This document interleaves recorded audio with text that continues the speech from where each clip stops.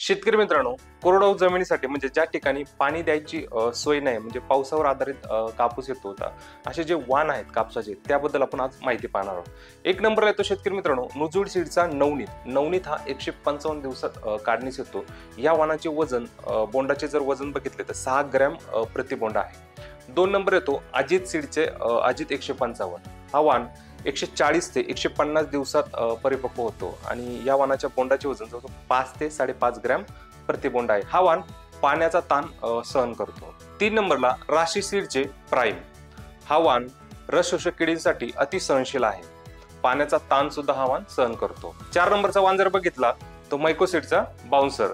या वाणाचा कालावधी 160 दिवस आहे. हा वाण हलक्या, मध्यम, भारी जमिनीत लागवडीसाठी योग्य आहे. आणि 5 नंबर येतोय अंकुर सीडचा अंकुर 3028. हा वाण रस शोषक किडी तसेच जीवाणूजन्य करपा यासाठी अति सहनशील आहे. शेतकरी मित्रांनो, तुमच्या भागामध्ये या वाणाचे बियाणं मिळत असेल तर याची तुम्ही नक्कीच लागवड करू शकता. आणि हो, आपल्या आवडत्या भारत ॲग्री मराठी YouTube चॅनलला सबस्क्राईब करायला विसरू नका. तुर्तास धन्यवाद.